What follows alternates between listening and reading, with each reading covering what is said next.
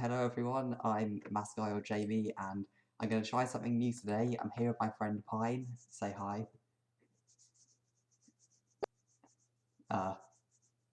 You kind of cut out a bit. Say hi again. Oh no. I said It's, hello. there we go. Hopefully we won't have any more issues like that for the rest of this.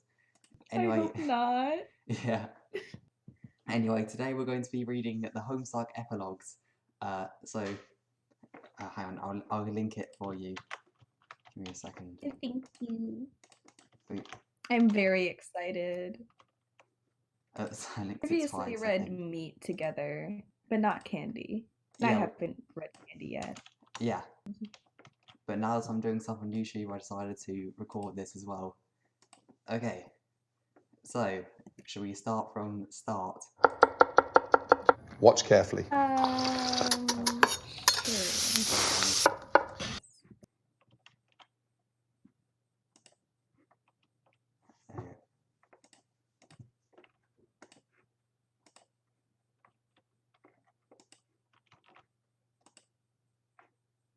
All right. Yep. Prologue. Prologue.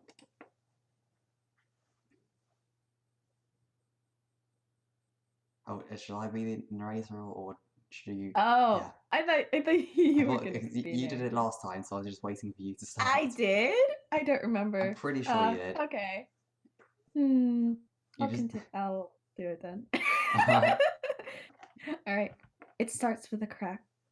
Everything else rises up from that like a steam, a trembling thread that cuts through space in jagged lines, splintering the void into razor-sharp shards of putrefying leptons and quarks popping apart like raw eggs in a microwave. It's coming undone at a subatomic level, from the bottom up, from the inside out. From the top down, it looks like the eye of a storm, a black hole so supermassive that it spans the width of eternity. It turns infinity into something as thin and fragile as cellophane, shreds it of its dimensions, a piece of paper pinched together at either end, a hole poked through it. At the center of that hole, the edges can be heard fraying. Pandemonium, as continuity buckles at the middle and the two ends come smashing together. Around the hole, ghosts scream. They claw at the dying borders of their dreams with fingernail chipping desperation. They whip together like the wind, trailing the mutilated streaks of their hypothetical futures with them. It's a multifractal neon cyclone of primordial conclusion. A churning blender of hyperfinal, catastrophically terminal, overwhelmingly permanent double death. The screaming distorts and plunges low as it gets closer to the cavity. At the center, that distortion turns into an eerie music. That's where the cacophony ends. The shattering, the screaming, the squelching, the sounds of elemental particles being torn apart like string cheese shoved through a meat grinder, then dumped down a strangely melodious garbage disposal. It all returns to the same tonic dominant, matching pitch and tone, ironing out the rebellious flats and sharps until the discordance becomes exquisite. A subharmonic symphony that can only be heard in the bones. At the dead center of the event, it is extremely quiet. A silence made of all the suffering that limitless sempiternity can hold, bleeding together until the prism turns to obsidian. It's too vast to comprehend, too black to behold without closing your eyes. Retreating to the back of your own eyelids is to seek the comfort of a familiar darkness. It is to reject an absolute tenebrosity so perfectly alien it threatens to rip the humanity right through your eye socket. This is the end of everything. This is the end of paradox space. You Wake up. Oh, should I do? I thought I might as well do the commands to break up just your almost monologuing, you know. Yeah. All right. Your name is John Egbert, and you have just had a terrible, deeply pretentious nightmare. You snap out of bed, soaked in sweat, your heart hammering like a fire alarm. It is just as you feared. You've been dreaming in anime again, and you have no idea what it could mean. Look outside just to make absolutely sure the world is not ending. The sun is coming in through your windows in bars of soft yellow. The only sound you can hear for miles is the wind skimming the hollows of your rooms. It's a normal day in the Salamander Village, which you refer to as Salamander Village because the damned salamanders never bothered to give this village a name, you guess. Absolutely nothing of note has ever happened here in the entire history of the planet, which you would know because you created it. Beside your pillow, your phone is vibrating. Rose is calling. The screen of your phone reads 9:30 a.m., April 13th, and also the number 46, which is how many text messages your friend left you while you were sleeping. A bit excessive, even for her. Answer the phone. Since when are you known to operate your telephone? Since, I don't know, has it really been that long since I called? I can't remember the last time. Neither can I. Anyway, what's up? First of all, happy birthday. Oh, yeah, thanks. Fuck, I forgot. Am I correct in presuming this April 13th will be as uneventful as the last? Yeah, I don't want to do anything this year. I hope that's okay. Of course it's okay. It's your birthday after all. Rose? Yes? You wander to the window and watch the salamanders go about their day.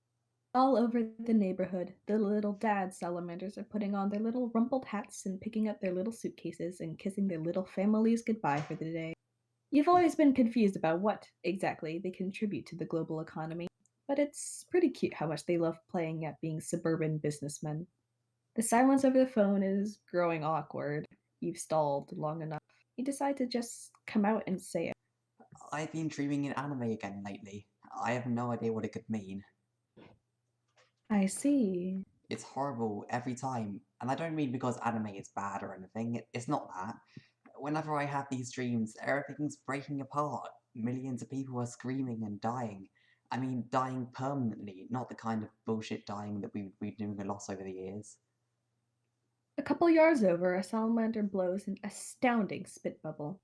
Truly one for the books. Your eyes trace its meandering journey into the sky as you gather your thoughts. What do you think it all means? What do I think what means? What do you think it means that I've been dreaming in an anime? I don't have the slightest idea what it means that you've been dreaming in anime, John. To be honest, You wait for Rose to finish her thought. She doesn't. Which is troubling because you have never known Rose to leave a thought unfinished in over 10 years of acquaintance. You suppose it's possible it may have happened one of the times she died. You wouldn't bet on it, though. Rose, are you okay? Not exactly. What's wrong? I think my condition's been getting worse lately. Condition? It's why my message probably sounded urgent. You left 46 messages. Yes, they were all urgent. Oh. I don't think I can wait much longer before telling you. I held out for as long as I could. I figured your birthday was as good a time as any as to let you know. Let me know what? It's crept up on me these last couple of years, gradually enough to ignore as it was happening, but I can't anymore. Lately, the visions have been overwhelming. Visions? I have terrible headaches these days. Talking on the phone doesn't help at all. Would you mind flying to my apartment so we can continue this in person? Oh, yeah. You mean now? Yes, now is the time. I've put it off long enough. You move the phone away from your ear and assume an expression you haven't practiced in years. It is the look of a man who actually has something to do. Holding the phone directly in front of your face, you speak into the receiver. Okay, I'm on my way. Bye, Rose. As you hang up the phone, a familiar feeling settles over you. A feeling of standing, and being alone in your bedroom. As a young man on your birthday, you swear you felt this feeling before. It's almost like a young man stands alone in his bedroom. It just so happens that today, the 13th of April, is this young man's birthday. Though it was 23 years ago when he was given life, and 10 years ago when he was given a name, it feels like it is only today that he will begin to understand what all that means. The young man is you, John Egbert. What will you do? Page 2. When you arrive at Rose's apartment, you find her asleep on the couch. You slide the balcony door open quietly. Rose? Her eyes flutter open. She looks like a ghost, not the kind of ghost that looks next exactly like an alive person. How long have I been sleeping? I don't know. I just got here. Are you okay? I'll be fine. That looks like a lot of pills you're taking there. Yeah, it's not what you're thinking, though. What am I thinking? These are controlled substances that have been prescribed by a legitimate doctor to ease the symptoms of my condition. I'm using them only as instructed. Okay. So there's nothing to worry about. But you said you had a condition. Isn't that bad? You watch her rise in stages. Her arm is trembling where she's bracing it on the couch. Oh, yes. The condition itself is not ideal. Obviously. And perhaps it does constitute something to worry about. In the context of a different conversation, all I'm trying to say is I'm not backsliding, if that's what you're wondering. You spend several pregnant moments saying nothing at all in response to this. You examine Rose's supine, languid form on the couch, optimistic that she will continue speaking any moment now. I struggled with substance abuse for a while, years ago. Remember? Rose, Jesus, I wasn't going to accuse you of being a drug addict. I didn't fly over here to give you an intervention. It sounded like you had some important stuff to tell me, and the fact that you also seem to be sick is more than a little alarming. I wouldn't say I'm sick. Just having spectacularly debilitating headaches as a result of my visions becoming more frequent. Oh, yeah. What are these visions you're having? I'm a seer of light, John. I know. So you mean like your standard psychic visions about the future and stuff? What's going to happen? Should we be worried? It doesn't technically pertain to the future. Well, not our future. My abilities have broadened considerably beyond their previous horizon. They shed light on many unseen events, past, present, future, in realities and frames of reference that have no intersection with ours at all. It seems to be an unfortunate side effect of God tier abilities. They can advance at a rate beyond one's physical ability to keep up. Fortunately, it doesn't seem to be happening to anyone other than me. Yeah, can't say I've noticed anything like that. Or improvements in my powers for that matter. It's not about gaining additional power so much as the gradual dissolving of the boundaries between your own awareness and that of your many doomed selves who perished in other timelines. It's a slow and apparently rather uncomfortable accretion of knowledge. Perhaps I'm the only one to notice any changes, since my aspect explicitly relates to knowledge. I guess that makes sense. So what's these visions showing you? Many things, they're quite disjointed and sometimes hard to rearrange into coherence. But in totality, I've pieced together a greater understanding of our present situation and all the events that led us here. You watch Rose stagger to her feet and cross the apartment. At the kitchenette, she knocks back another pill with a practiced motion, no water. Her vacant stare drills into the countertops as she quietly waits for the medication to take effect. And And what? what is this about our situation that you wanted to tell me? Is it bad?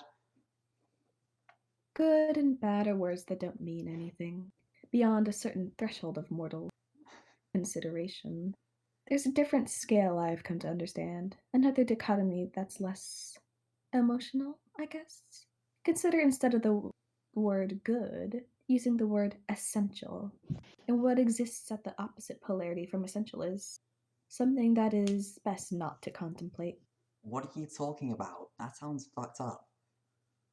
Yes, that sounds like a reaction you would definitely have to the thing I'm telling you. I really should cut it out and just start from the beginning. You follow Rose to the balcony. She raises a hand and points directly into the clear blue sky. She points with purpose, as if to say, there, right there, precisely, is where the green sun would be if it still existed. The green sun is gone. What? It has been destroyed, at least from the current frame of reference it has. It still existed, and therefore, in a way that's hard to explain, currently exists over a nearly infinite span of time, presiding over the birth and death of countless universes. But this universe, our universe, is not one of them. You saw this in a vision? No, they told me. She did? How does she know? She no longer has the ability of a first guardian. It has been this way for several years. I suspect she has kept this fact on the down low, however. That's surprising, I guess. Or maybe not. I don't know, it's not like she tells me a whole lot these days. It's also not like she's had any particular need to unleash the full fury of the Green Sun. Not while she's been gallivanting around with Dave and Karkat under whatever perplexing social arrangement they have settled on. Anyway, her account of the sun's destruction syncs up with the data supplied by my visions. I have no doubt it's gone. How did that happen? It doesn't matter much for our purpose. There was a cataclysmic event, a suicide strike by a very powerful being, much like the one Dave and I attempted once upon a time. But it turned out the explosive force we released was only a catalyst, a causal gesture. What was needed to destroy the sun was a consumptive assault. Consumptive? The entire sun was swallowed by a supermassive black hole. I digress, though. You press your eyes shut, just for a moment. Behind them you see a black hole so supermassive that it spans the width of eternity. Quickly open your eyes again and pretend to forget what you just saw. There's really no route through this expository garden path that will adequately cushion you from the bottom line, John. You will need to travel back into canon and defeat Lord English.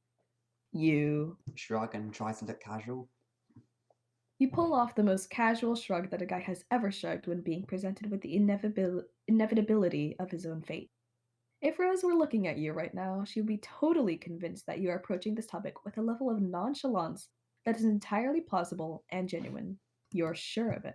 Yeah, I had a feeling that was going to come up again someday. I'm sure we all did.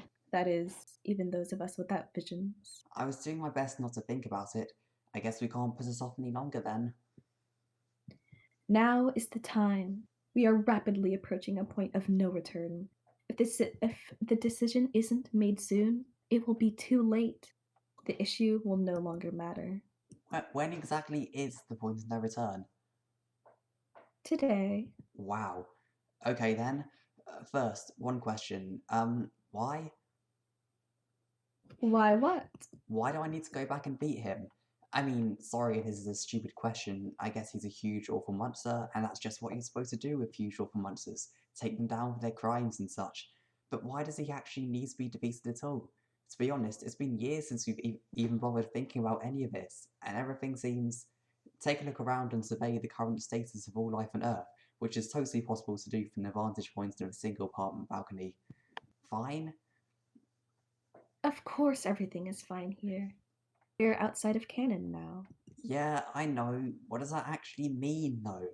Are you saying this isn't really happening? Of course, it's happening. Just because certain events take place outside of canon, it doesn't mean those events are non canon. Oh, In other words, there is an important distinction between events which can be considered to occur inside canon, outside canon, and those which are not canon at all.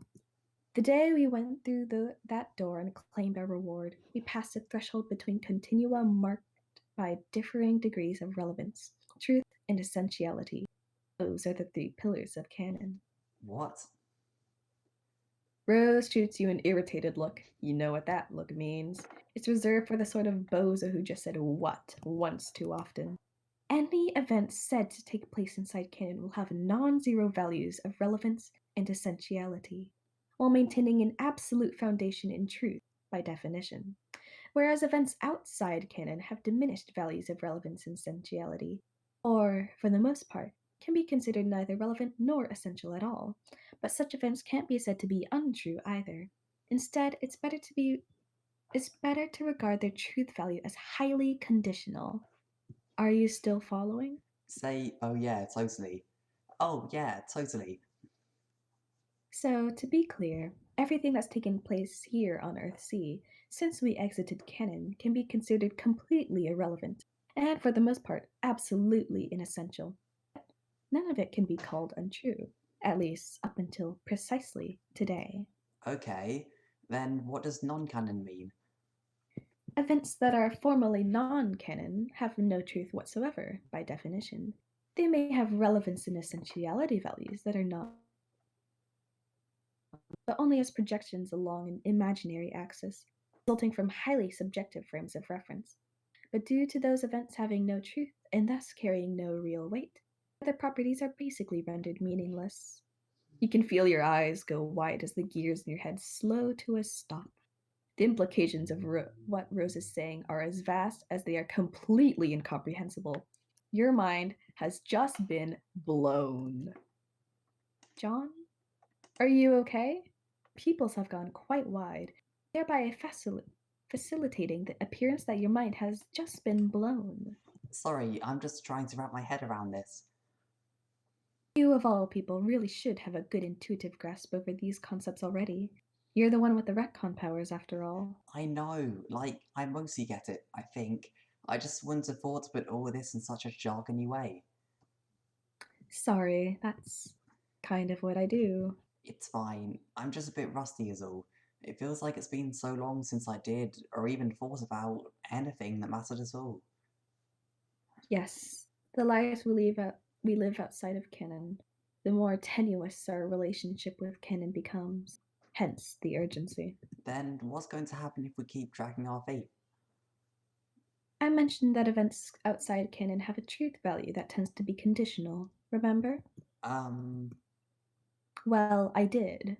But let me put it another way. As long as we live outside canon, everything that happens will technically be real, but only conditionally. There are certain crucial events inside canon which must happen in order to continue to prop up the legitimacy of events here on Earthsea. And you specifically, John, have a responsibility to make sure those events take place. And I take it that means going back and killing Lord English? Yes, his defeat is the keystone to this entire continuity. Much like his life, in some sick way, governed the overall design of the bridge which that keystone was holding. But without it, all of this falls apart. Everything we've been through, in a way that's impossible for a single mind to fully comprehend, becomes retroactively discredited. So, reality will be destroyed or something? Hasn't that already sort of happened? I mean, when all the black space started cracking. Oh, this consequence isn't physical or even a disruption of the timeline. It's more of a conceptual unraveling. If you miss the chance to authenticate canon events, something will take place that's a bit difficult to describe, but I've encountered a term for it. It's called dissipation. Like a notion fading, as if something somewhere is undergoing a process of forgetting, and we are what is being forgotten. All ideas, people and their full potentialities, possible outcomes and their specific unfolding. All these things live inside conscious frameworks. The further removed we get from authentication of canon events, the less relevant they become, and they slowly fade from the conscious frameworks which keep them stable. Make a theatrically startled expression. Okay, I guess we don't want that to happen.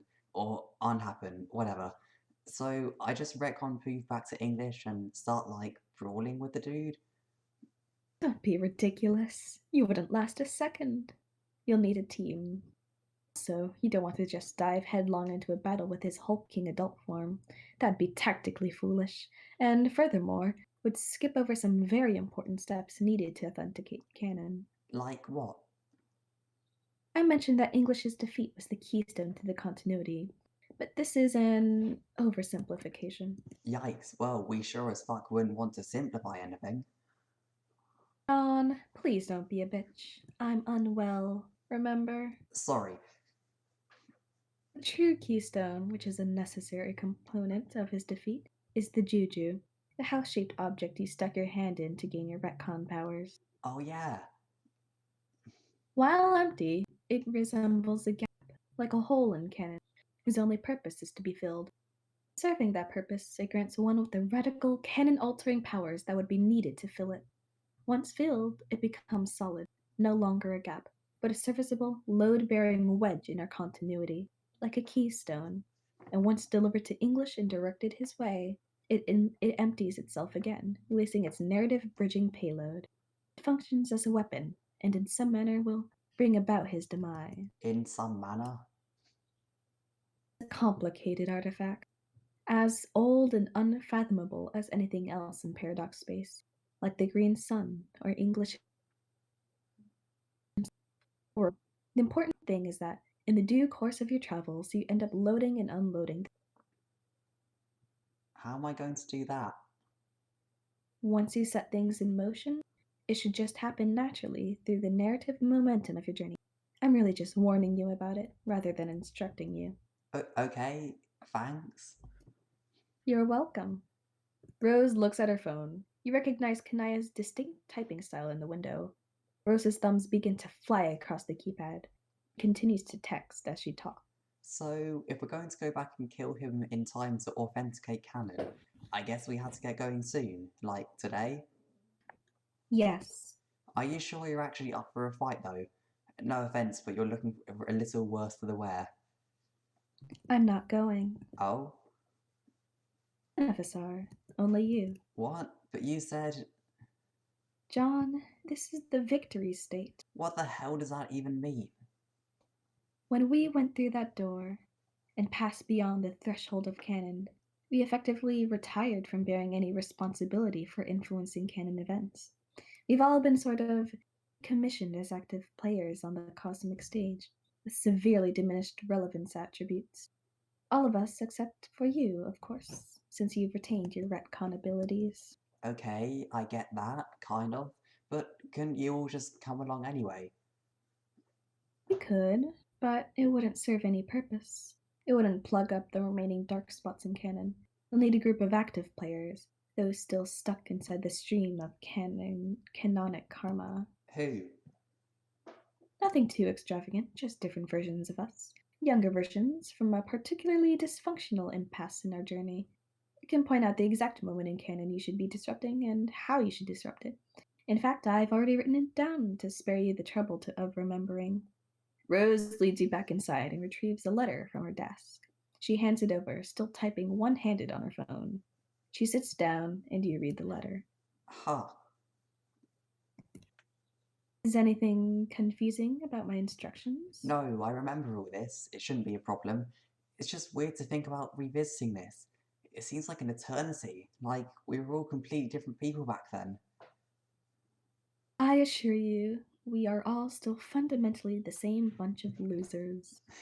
Rose is ultimately right about that, the way she is about most things. You continue to scan the letter and grimace slightly. Should I really punch her in the face? I feel kind of bad about it last time I did that to someone. Yes, you absolutely should and must punch her in the face. Exhale and turn the paper over in your hands. The other side is blank. You flip it back over, having fully processed the instructions drafted in the polished purple handwriting. You like how Rose still writes in purple after all these years. Some things never change. Alright, this seems straightforward enough. I mean, aside from the part where we all have to fight an invincible monster. He isn't entirely invincible. He'll be vulnerable to Dave's weapon. I believe other gambits should present themselves as well.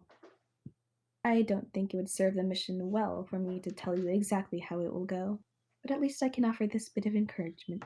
If you follow my instructions, English will be defeated. It is an absolutely essential outcome, and essential, if you'll remember, is the word we should be using instead of good. I see you're advising we go after him when he's young. I guess that makes sense. Go get him before he gets all big and strong, like kind of a surprise attack. Sure. That dude sucks. He was taunting me a while back. Like, I think he wants me to come fight him. Anyway, I just ignored him, obviously, because I'm not a stupid idiot. But I guess today will be his lucky day. You take a seat next to Rose on the couch. Examine your friend. Her eyes are closed and her hands are folded in her lap. Like all the life in her eyes has been sucked out through a straw, like she's insubstantial.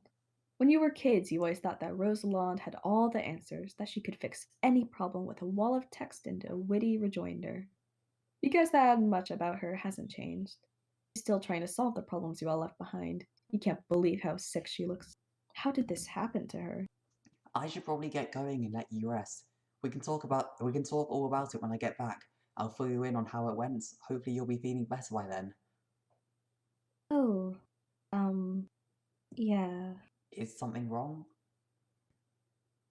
Rose opens her eyes and looks at you, but she says nothing. She just.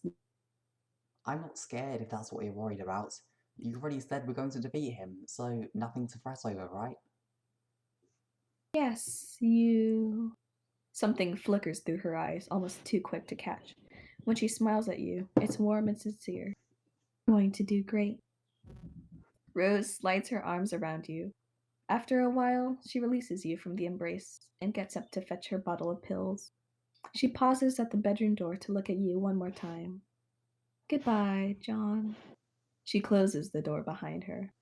Look at the letter.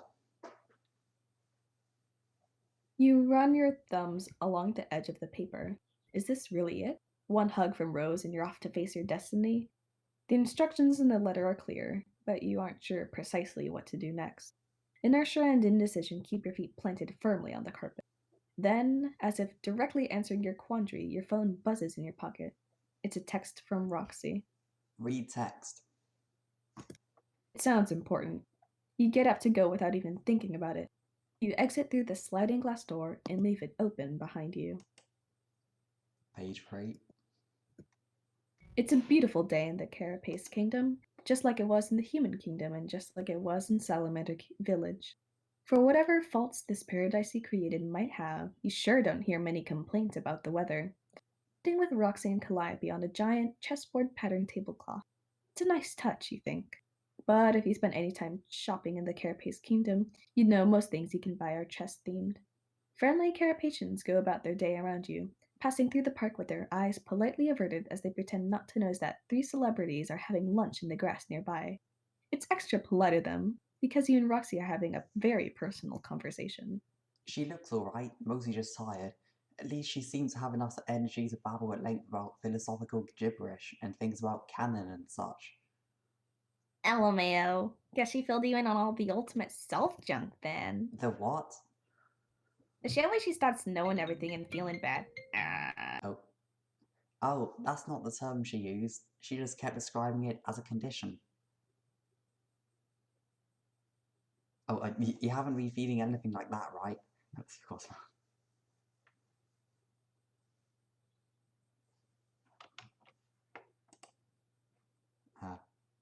Oh yeah.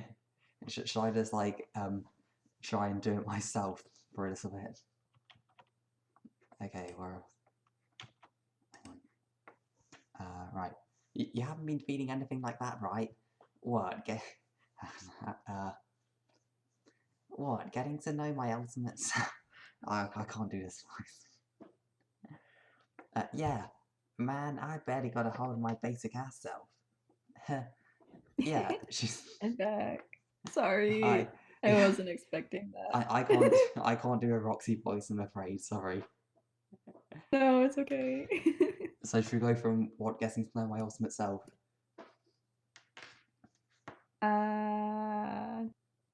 Yeah. Getting to know my ultimate self? Yeah. Man, I barely got a hold of my basic ass self. Yeah, she said she was the one going through this, that she knew of. Poor Rose. At least all that medication seems to be keeping her sort of functional. Roxy gives you a serious sidelong glance. Remember that whole totally unprovoked spiel Rose gave you about substance abuse? She said it wasn't like that. I mean, she said it was under control. Well, what the fuck do I know? The only illicit substances I've ever done is lick that stupid trickster lollipop. Never again. Yeah, it's whatever. Say it's much my business anymore. Rose and I aren't as close as we used to be. You nod, sort of knowingly, because you're thinking about how you hadn't talked to Rose in ages either. Roxy gives you a quizzical look, but you turn away before she can draw meaning from it. Miriam's been keeping her real busy since they got hitched. They both vanished down the brooding caverns, and that was pretty much that. Only since she got sick and spent more time at home did we start talking more again. It's been great, but conversations have been a little bit upsetting. And here it comes, the thing you were trying to avoid thinking about the moment Roxy texted you, about how you haven't talked to Roxy in ages either. You were having such a nice time ignoring that fact too. Change the subject. So, are you and Callie still living at the same place I last saw? The one near the tower? Yeah. Sorry, I misread. Look towards the.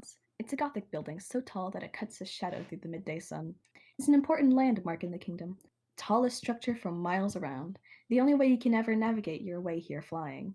Carapace architecture is otherwise identical, a reflection of their functional collectivist society. Yeah? That's cool. It's a nice place. Yeah, I like it here. I've thought about it, but I'll probably never want to live in a different kingdom. Still feel most at home around the chest skies. Makes sense. That's about how I feel about the salamanders. Which I realise actually makes no fucking sense.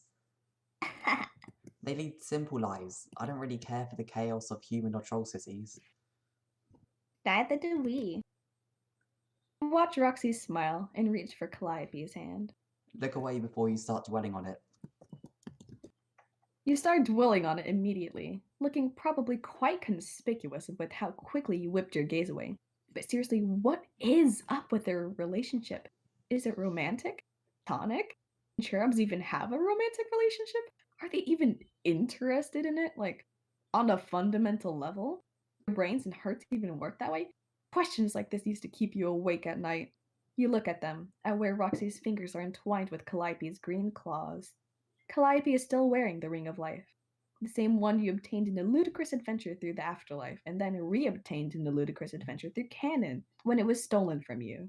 It's the same one that allowed Calliope to stop being dead in the first place, and to come live with your friends here on your beautifully renovated home planet. And it's the same one you gave Roxy all those years ago, to fulfill a promise made to a very special new friend. At the time, the gesture felt so important. It felt more meaningful than any gift you'd ever given, like there was some grand emotional gravitas about it that signified something deeper than what it turned out to be. You have since concluded you were just imagining things, ascribing symbolic meaning to gestures that you simply didn't carry, like the dumb kid you were. Tactfully avoid saying anything at all about Roxy and Calliope's weird, ambiguous relationship. So... But you can't stop thinking about it. What goes on in Roxy's head? What she thinks about you. You and all your friends have dispositions affected by your classes and aspects. You think you know what that means in your case, but what about her? You can only speculate. Void is a place where things sink and disappear, where they linger forever, but cease to exist. You're not actually sure if your feelings for Roxy ever really faded, or if they just grew numb with time and distance. Is it the same for her? You search your soul for the answer, but come up empty. Truth is, you suspect her mental interior is unfathomable. In fact, you feel sure of it. You wonder Void. suddenly, watching her. This version of her, that is. The one with whom you share all these bittersweet memories. Will you ever see her again? Ahem. John, What? please forgive me if I come across as impatient. But if we are finishing with the pleasantries, I believe you have a choice to make. Huh? The choice as to whether you will go to defeat my brother or stay here. Have you decided yet? There's a choice? Calliope is smiling brightly, but Roxy's face has no expression at all. I was just assuming I had to go, because if I don't, then a lot of stuff will stop being real, or, stop being canon. To tell you the truth, I'm a little confused about what will happen if I don't go, but it sounds like it will probably be bad. That may be so. We are not here to caution you about the consequences of your decision either way. But there's always a choice. Roxy and I merely wish to invite you here for a nice human picnic and show our support for whichever decision you make. To be honest, it's a relief to finally be doing this. It is? Mm-hmm. How much have you actually talked about this? I mean, how many people knew this was going to be a thing? Just us and Rose. Well, Dick too, I think.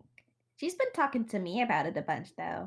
And him too, but I don't know how much. He's got, thoughts about all this shit.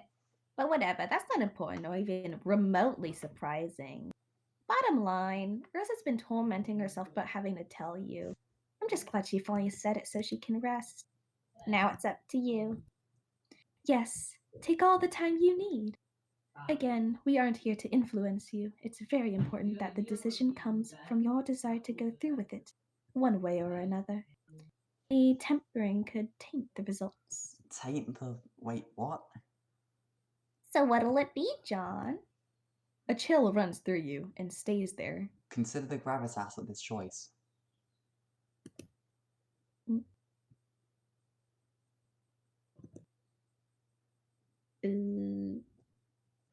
Question mark? I finished my line. What? I finished my line. I said, consider the gravitas of this choice. Oh, I didn't hear anything, so I'm like, Oh, I guess I cut out. Yeah, a whittle. Alright. You try, but you can't, because you weren't really prepared for it. Didn't think it was a choice at all until this very second. You think back to the way Rose looked at you before she went to bed. What if she told Roxy that she didn't tell you? Rose looked at you before she... The chill tightens around your throat and turns into fear. No, not fear. The feeling is worse than that. It's regret. You wasted your time here on this idyllic restoration of Earth. Why did you spend so much time alone, moping around the house mourning your dead father? Probably would have wanted you to get more enjoyment out of your teen years, as well as your unusually early retirement. There's so much you could have done. You could have even reached out to Roxy again. Maybe she was waiting for you to do that.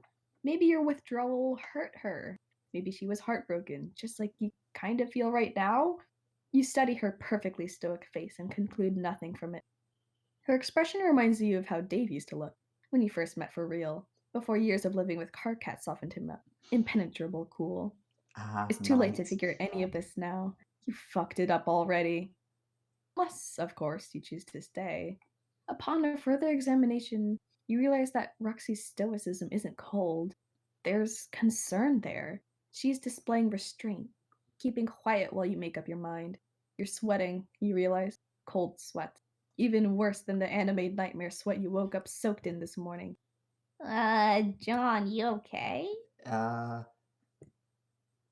Looked like you were gonna pass out there for a second. Suddenly, Calliope bolts upright. Of course! What was I thinking? This decision is far too important to be made on an empty stomach. She fetches the picnic basket, which naturally has been sitting on the tablecloth since the moment you arrived. Here, before you choose which path you're going to take, you decide what you'd like to eat. I've packed a wide variety of provisions, easily enough to satisfy even the most ravenous picnic-goer's appetite. Behold, an array of savory delights for the kindly inclined, or perhaps something for your sweet tooth, if the lust for treats is what stokes your desire. Calliope produces 2 dishes from the basket and begins gingerly unwrapping them. The unwrapping is so gingerly, in fact, that there's something almost dramatic about it, like the opening theme to that boring sci-fi movie with the monolith and the bone-throwing monkeys, should be playing as she peels away the cheese.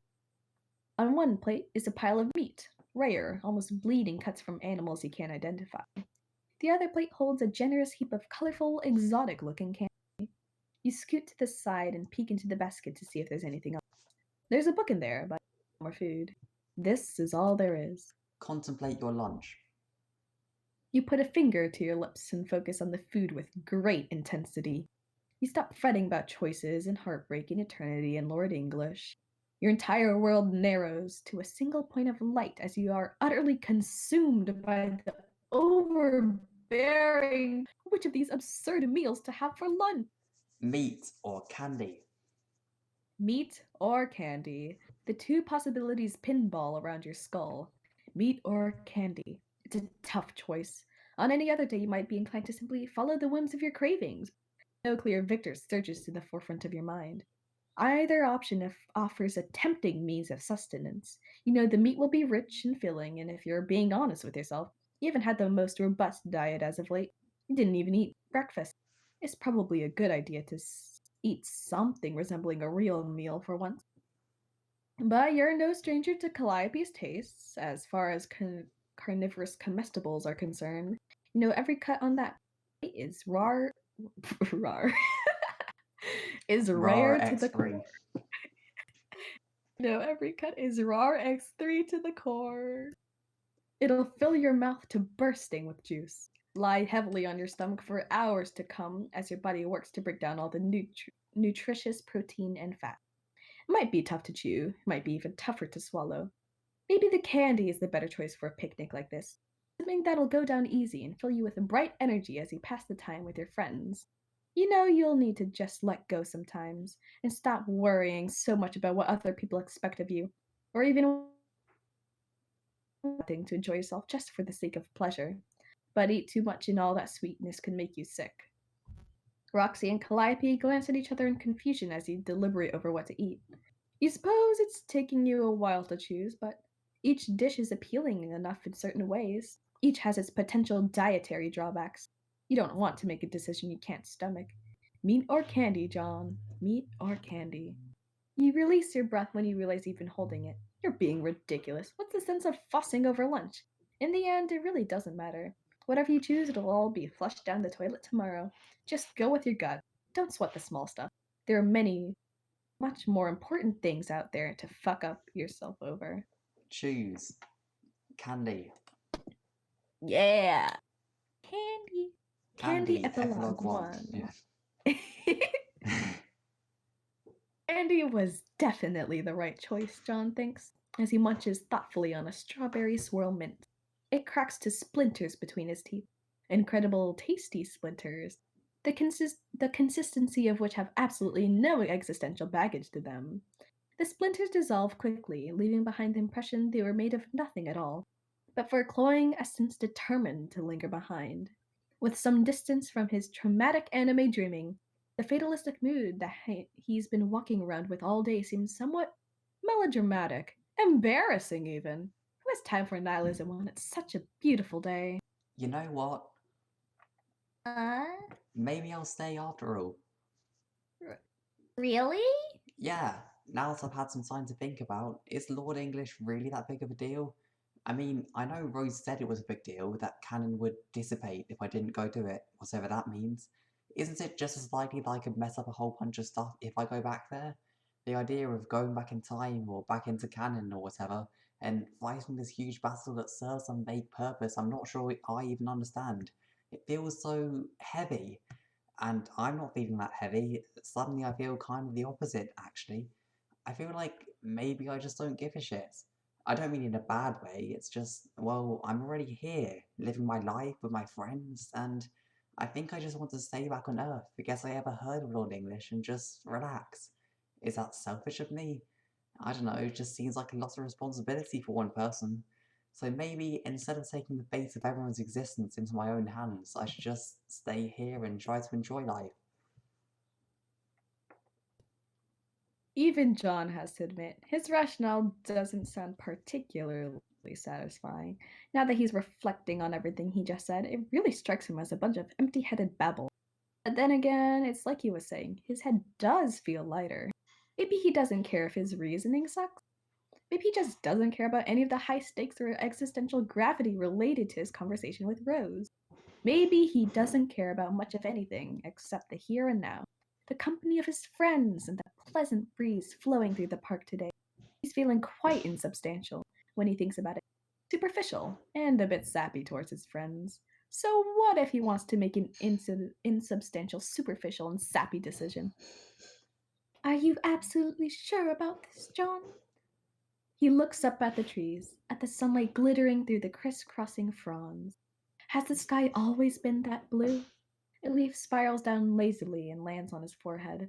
He plucks it off and studies the veins running through it.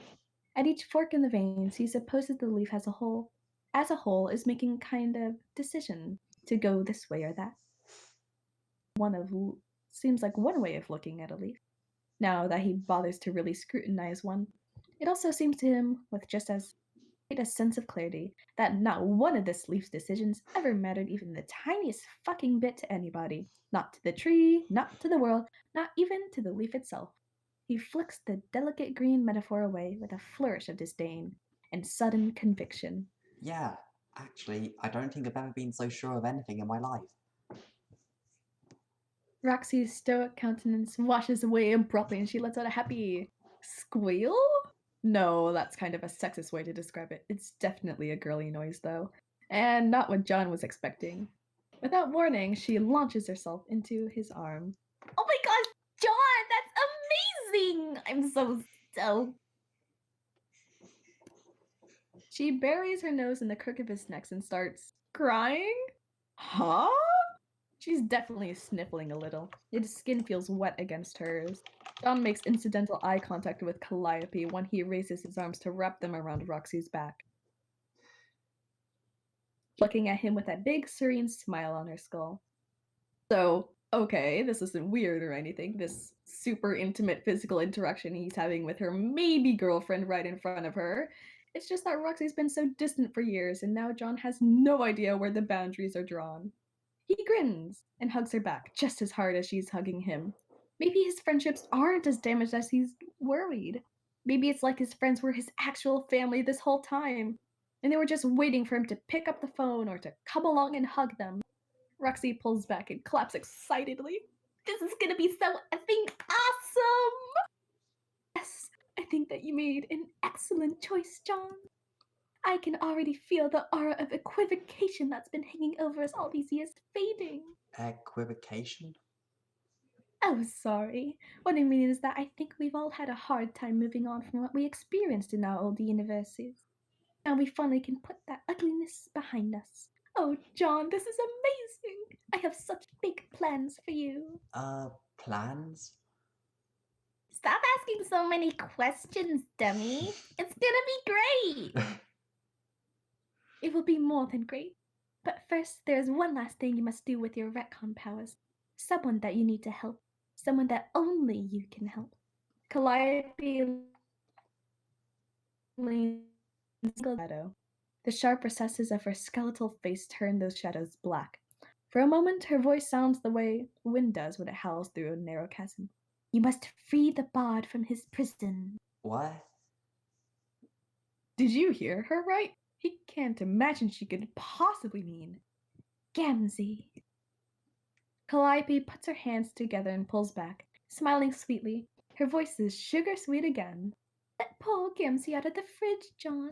The time has come. Poor Gamzee? He's surely learned his lesson by now. If you are to turn over a new page in the story, we should turn that page for everyone. Gamzee must begin seeking redemption immediately. He has suffered enough. Has he though? Oh my, yes! Absolutely. Are you sure? Of course. John glances at Roxy, seeking support. She smiles at him benignly, apparently having no opinion whatsoever on this topic. Sure, okay. He can't help but make a disgusted face at the thought of it. But he shrugs. Why the hell not? He's feeling lighter, remember? If it's time to let go of his long-held worries and hang-ups, then so too it may be time to let loose a long-suffering clown. If this is to be the age of redemption, then let it begin, he decides. Not with a bang, but a honk. Exciting. Just load. Okay, there we go. John zaps back to the quietest point in the fridge's impressively storied timeline that he can pinpoint, which is on the land of tombs in Krypton. T-minus about half an hour before his final battle against every dude they all had to fight to get the hell out of Dodge. As the name of the land would imply, the planet's surface is covered in tombs, each an ancient skyscraper, piercing the brilliant gaseous thunderclouds above. There's only one tomb he's come for, a simple household refrigerator, just like the one he grew up with. He pops into cannon at one end of a rooftop, up so high that the chemical storm courses through the atmosphere, sets his hair on edge. At the other end of the roof are Dirk and Dave, doing something he never thought he'd see. They're hugging. Not just regular non-committal hugging. They're emphatically hugging the shit out of each other.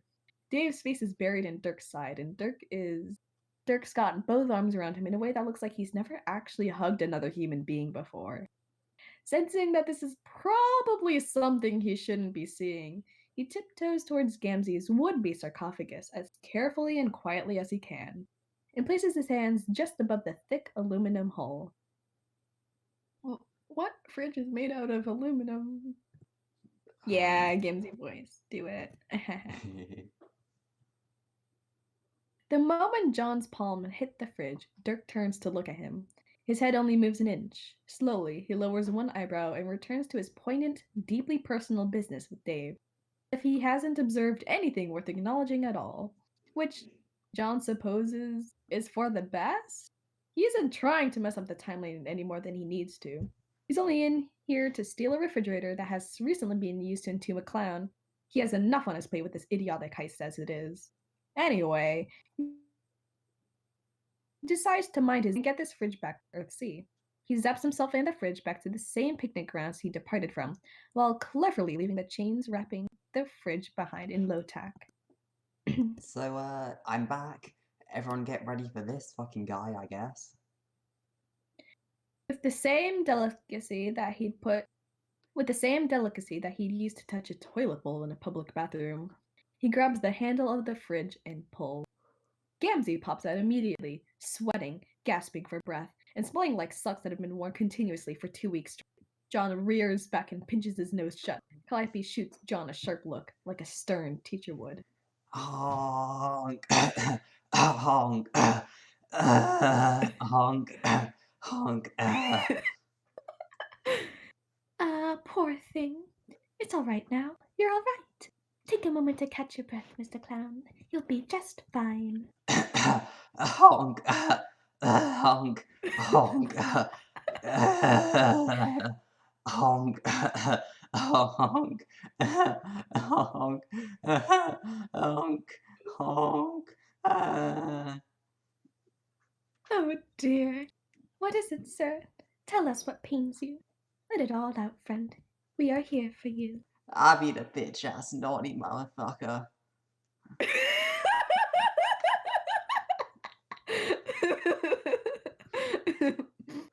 Calliope nods knowingly, pats him on the back. I up and did some motherfuckings raw. Those motherfuckers, most of all, who I call as my friends.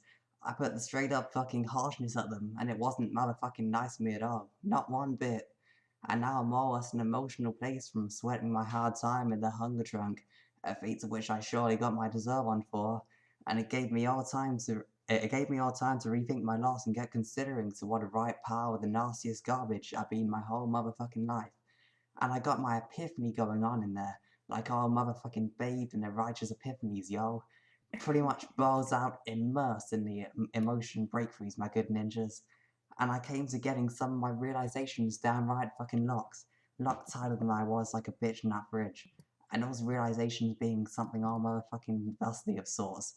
I'm a bad, bad man. And I'm out here to fucking redeem my motherfucking self. Honk. Calliope, eyes closed, continues with her sympathetic gestures. She pats him on the back, nods very slowly, issues an now and then. Only while he is distracted by his own sobs does she steal a glance at her phone, tipping the fact that she too wouldn't mind if this redemptive soliloquy could hurry itself along. These redemptive fucking Eureka thunderclaps all banging out my think pan, getting me to go like, boo-hoo, I'm bad. What I'm saying about you is a raw shit that did got some explanations to make you see the truth. The truth of my gnarliness had a motherfucking tent full of rude causes you gotta indulge me at. Listen up, boys and hoes, cause here comes a bunch of noise that's morally fucking mitigating a shit. Honk. Oh, Jesus. Shh! I've been all like abused and stuff, homies. As a child, I got motherfucking neglected on by a stern old fatherly goat. I was a disappointment on him, and I can't say I blame him for abandoning the shithouse of his useless kid. I would have motherfucking done the same shit at me if I was a big cool goat. So that explains like pretty much most of my crimes in a way that makes a motherfucker want to take his forgiveness out for a fucking spin. There's other reasons to consider, like shit that makes his redemption arc fucking tight like an uncracked elixir. Like how my purple blood mentor got the culture pressures put on me to be a salty down gesture for life. What about that hand me the messiahs dealt me, my bitches? A motherfucker's gotta envy that like a wicked card rash. So how can I full and truly fucking get blamed on for when it comes to Elizabeth's subjugulation I got culturally hornswoggled up to doing, and also tragically ghost abuse, which needs to make you shed a tear for this motherfucker, lest you want to be as atrocious as me. And such is why I'm grabbing hold of my repentance as firm and serious as I would a horse titty. My redemption arc is truly the dankness. I mean it hard, and I'm going sincere at it like one sad and sorry bad boy motherfucker. From this day frontward, I plan to get my pledge on to be a changed clown. Truly a new ass motherfucker, thanks to my new friends. Bravo! Fuck yeah! While John's two friends are busy hugging it out with arguably the worst person he has ever met in his life, he tiptoes a few yards away from the group and slips his phone out of his pocket. There's only one person in the universe who can truly understand what John's going through right now. Hey, Terezi, you around?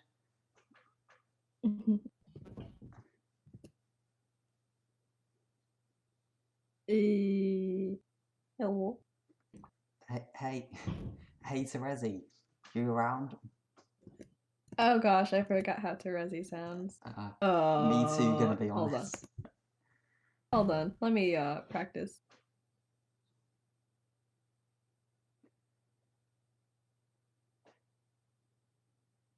Okay, I think I got it. Hey, cool. What do you want?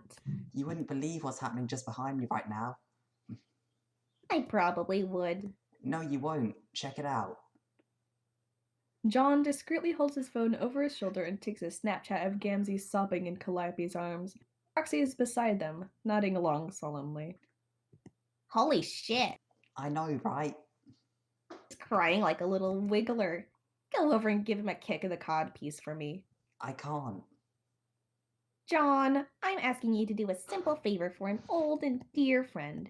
Do not be difficult. I don't think that would go over well. Everyone's taking this all weirdly seriously. Apparently, we're going to let him have a redemption arc.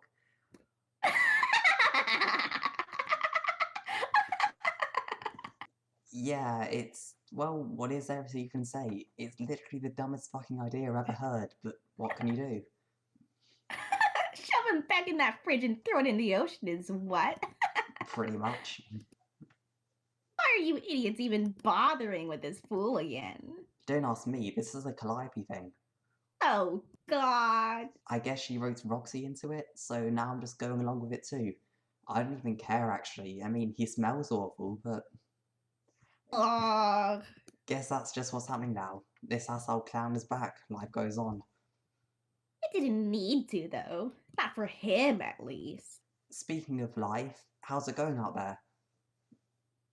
Oh, fine. Pretty boring. Flying around and stuff. You know how it is. The search continues. Any sign of her yet? You've been gone like a very long time, you know? I'm sure you see it that way. From my point of view, it's a little different. Anyway, no turning back now. Yeah, I know. Everyone misses you though. Probably even, Gamzee. Ugh. Well, that settles it. I must never return. Sorry, Egbert. Haha, I never should have told you about his shitty redemption arc. I blew it. Yep. Anyway, gotta go. Next time we speak, you owe me a report of exactly one punch in the clown dick. Bye, dork. Smiling, he pockets his phone and heads back to the Gamzee pity party. Gamzee is sobbing so performatively that many care-patient civilians have stopped to watch. By the looks on their faces, not a single one of them has ever been exposed to such clown grief. Pulled away from Calliope's embrace, he's now addressing the gathering crowd about the importance of genuine repentance. Calliope comes to stand with John, her hands folded behind her back and her expression peaceful. Thank you for this, John. You're welcome? Something feels different, but he can't put his finger on it. Please load. Yes, something feels very different. Dirk's hand begins to shake so violently that he drops his screwdriver into the chassis of the BattleBot he's working on. It clings around for a bit, landing somewhere that will doubtlessly be very inconvenient to retrieve. It doesn't matter. There's no more time for rap battles or politics or wacky hijinks of an adventurous nature. No time left for anything. Moisture beading at his temples. Dirk staggers away from his workbench and braces himself against the wall. His knees are weak, head spinning, palms so sweaty that the concrete feels smooth underneath. Arms spaghetti. I was thinking the same thing. Knees weak, arms out. He nearly drops his phone while attempting to dramatically autodial Jane's number through the haze of his trembling, sudorific stupor. Hey, Jane, bad news. Cancel everything. Excuse me? What? All plans, cancel them, it's over. What's over, Dirk? I just told you, everything, because we're cancelling it. Dick, are you quite okay? Yeah, I'm cool. You sound terrible. It's unlike you to call quits on a caper like this without offering a lengthy diatribe on it. Oh, yeah, I forgot to mention, lengthy diatribes are over too. They're cancelled. Jane, I don't understand. Don't worry about it. Just do what I say. He hangs up on her and brings up his contacts so that he can text Jake and cancel all their televised fights for the foreseeable forever. He then blocks Jake's number because if it's not worth explaining to Jane, it's definitely not worth explaining to Jake.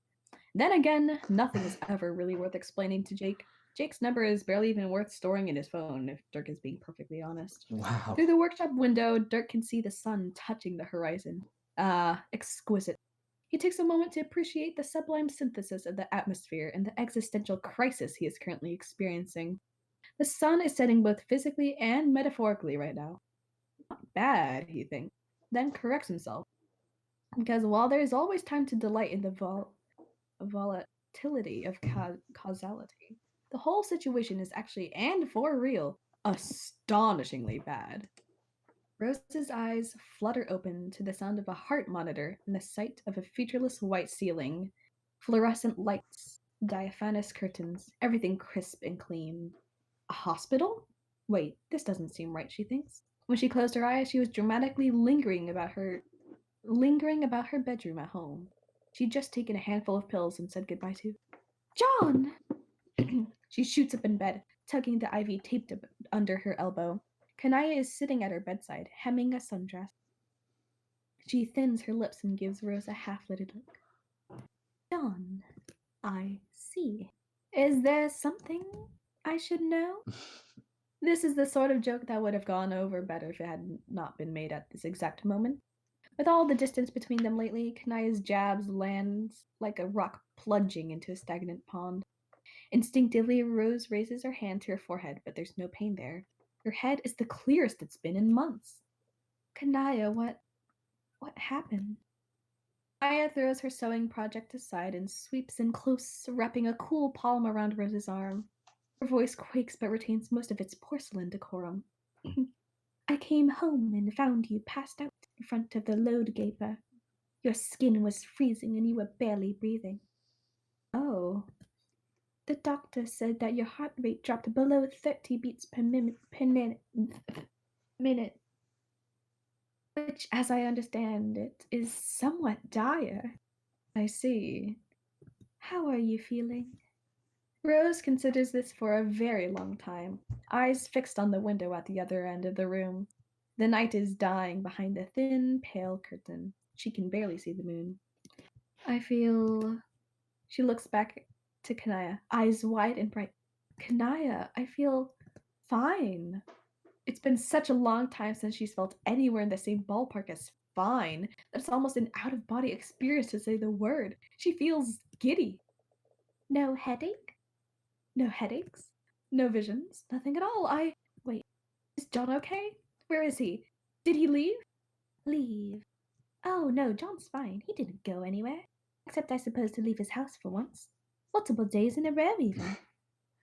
Rose shuts her eyes and takes a deep breath. For some reason, she's never felt so relieved in her life. She thinks about what she was about to send John off to do, and her feelings of grim urgency surrounding the matter. And yet, for the life of her, she can't bring herself to care about whatever it was she felt was so entirely important about his decision. All that matters to her now is that he's safe, in good health, and spending time with those he cares about. And apparently, due to a perfectly inexplicable turn of events, so is she. The door to the room creaks open, and in slips a smiling care patient in blue scrubs. Rose listens to Kanaya ask fretful questions about her condition. The nurse responds by tapping her clipboard in a musical rhythm. Rose opens her eyes. She stares at the knob of her wrist and frowns. She's not sure why this sensation should be concerning. It's not like her memory is slipping away. She remembers the conversation she had with John this morning quite clearly, as she does the previous years of declining health and troubled, obsessive thoughts about canon, dissipation, and other such abstractions. What's slipping away instead is the feeling that any event mattered at all. Was she insane to Candy. be so consumed by such lofty concerns? And is she only beginning to experience clarity today, for the first time in ages? When the nurse leaves, Kanaya puts a hand over the wrist that she's so preoccupied with. Is something wrong? Just seems like all of this is happening so quickly, even abruptly. Oh, I'm sorry. Prefer for your consciousness to continue to disintegrate?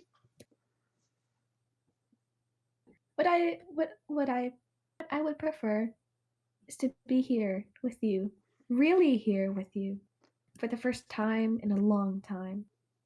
Kanaya tips her face away from the light to hide it in the curve of her shoulder. Rose reaches out and takes her wife's hand in her own. They're colder than she remembers. Are you crying? Since when have I ever been known to cry? Quite often, actually, but usually because you're angry. Well, I'm not angry. It was hard on you, wasn't it? My illness, combined with all your duties to the mother grub, the pressures of the changing political situation. With all that on your mind, it can't have been pleasant to have to come home and take care of me as well. I can see now that it was all terribly unfair to you. It was nobody's fault, Rose, so please don't take any undue responsibility onto your shoulders. Since when have I been known to do such a thing? Aya's lips twitch into a smile, and she laughs, sadly. Her laughter forces her tears out.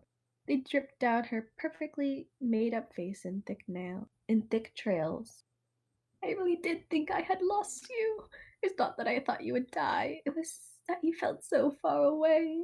What you were going through was something that I could not possibly understand, no matter how patient I was or how deeply I loved you. There was a feeling I couldn't shake that something terrible was going to happen to us. Something that neither of us could stop. A powerful outside force that would take you away from me. And I couldn't stop myself from thinking that maybe that would be for the best. Kanaya, I can see now that this is completely ridiculous. Kanaya laughs again, gaily this time, as if some terrible dark weight has been lifted from her shoulders. She lets out a thin, shaky breath afterward. It's like the noise fills the room back up with oxygen. Rose hadn't realized that she'd held her breath at all. The shadow hanging over Kanaya's thoughts was hanging over hers as well. But now that she said it out loud, the darkness dissipates without ever materializing into its true shape. Rose uses the hem of her hospital gown to wipe the tears off Kanaya's face. It really is. Honestly, Kanaya, I've never heard such a ridiculous thing in my life. You are talking to me as if I'm a pupa again. I'm sorry. No, do not apologize. It has been such a very long time since you've had the energy to use such a condescending tone of voice. And as you know, it's one of the things about you I find the most adorable. I can imagine how adorable I've been, drifting around the house like a sweaty, drugged-up ghost. Well, you know how I feel about the careless imbibing of human intoxicants. You are still very adorable. Not to be trite, but there's nothing that can make you not beautiful to me. What a relief, considering that we are both going to be young and magically fit, literally forever. Kanaya presses a snotty, uncharacteristically imperfect kiss to the back of Rose's hand, and right beneath where she wears her wedding ring. Ooh, I lost my place. Uh-oh. If you would have me forever. Yes. It's just like I scrolled accidentally. I'm like, no. Alright. Right beneath where she wears her wedding ring. If you would have me forever. Who else? There's no one who understands me like you, Kanaya. No one who looks at me the way you do. No one who brings me back down to earth with ceaseless, brutal honesty like you. I have no idea what I'd do without you. You would probably do just fine. Yes, but I'd be very unhappy. They smile at each other as the first rays of sunrise peek through the blind. Oh, that was cute. Oh, That was cute. oh boy. Oh gosh, Jade voice. I think I'm ready to do Clark Kent voice. Oh boy. I think so. Make sure you have some water. Yeah, bud. I've got water with me. Good. Okay. Ahem. Candy, page 5. Oh wait, I forgot how Jade sounds. Steve. Okay, I got it. You hear that John left his house? Multiple days in a row, even. No fucking way. That's incredible. I've never heard of such a thing. Someone's leaving their house. Stop the fucking presses. Carcat. Is it a slow news day in the consort kingdom or something? Jade finishes pruning a dead bulb off her arum lily plant and flicks it at Carcat's forehead. Then she politely pulls the blinds shut because, God forbid, even a sliver of sunlight ever infect Dave and Carcat's hive. Jade doesn't live here, technically. Evidence of her plants, her base, her clothes slung over the couch where she sleeps for a few weeks at a time. I'm being serious, dump ass. I was really worried about him. I'm being serious too. I was actually beginning to wonder if John had died. But what the fuck were we supposed to do about it? It's not like he answers the phone. Well, if you care so much, then maybe don't respond with sarcasm when I tell you that he's getting better. Guys, it's not a competition. We were all worried about John. Were we? When's the last time either of you tried to hang out with him? When's the last time either of us left the hive? Yeah, shut-ins living in glass hive shouldn't throw. Actually, if we lived in the glass hive, way too much light would come in for Carcat's brutal photosensitivity issues. So we'd probably cover all the walls with like lots of curtains and sheets of thick fabric. So I guess maybe we could throw stones, like kind of small ones, that the fabric could easily absorb momentum. Also, me and Carcat would probably be too lazy to throw the stones that hard anyway, so I think actually the scenario is pretty workable here. It provides for a certain threshold of allowable minimum hypocrisy. Dave, this sucks. No, it doesn't. I'm giving thoughtful and critical consideration to a cliche which is long past due. A glass house with walls-to-wall curtains creates what is going to theorize as an incredibly important self-owning buffer. This is a huge breakthrough and also it's fucking science. You of all people should appreciate the work being done here. Oh my god. I never thought I'd be thinking of you as my weird nerd friend by the time we were in our 20s. Yeah, well, I never thought you'd be like the premier woo girl on the planet. What are you even doing here with us? Don't you usually spend your weekends at 48-hour interspecies raids or doing Arctic expeditions with Jake or whatever? Those two things are not always mutually exclusive. Ugh. God.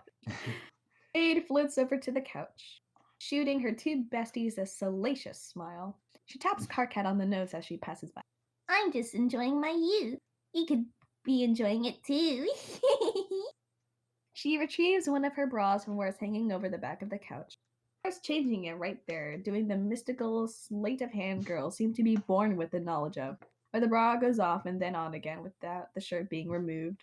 Jade doesn't exactly have the best understanding of interpersonal boundaries, having been raised mostly by a dog, but still, it's a weird, intimate, and uncomfortably close to sexual thing to be doing in front of other people. Dave and Carcat share a vaguely mortified look. Jade sort of lives here, but she doesn't that sort of live here. But seriously, what do you even do holed up in here together all the time? Carcat snorts, still pointedly not looking at her. Oh, I'm sorry, have you not seen Dave's ill-begotten art empire? He's got his opposable digits stuck in so many double-stacked hustlers that even I don't know all his pen names. Okay, so that's what Dave does. What do you do? Jade puts her feet on the floor and pads over so she can sling her arm over the back of the couch and lay her cheek on the cushion. The look she gives Carcat is just shy of devious. Carcat defensively scuttles to the other end of the couch, where he ends up pressing flushed against Dave's entire left side.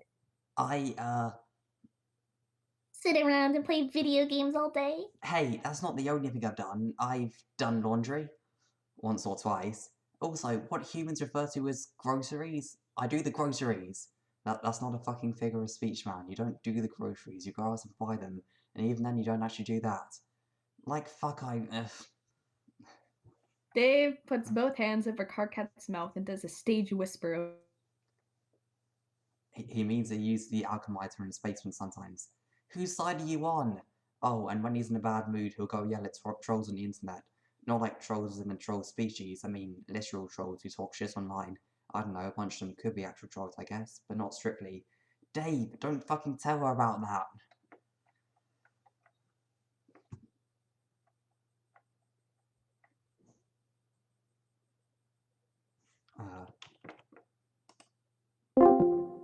Oh.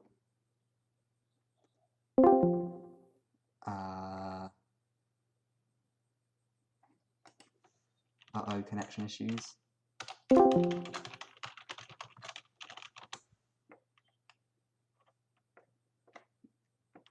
I think I'll have to leave it there for today, I'm afraid.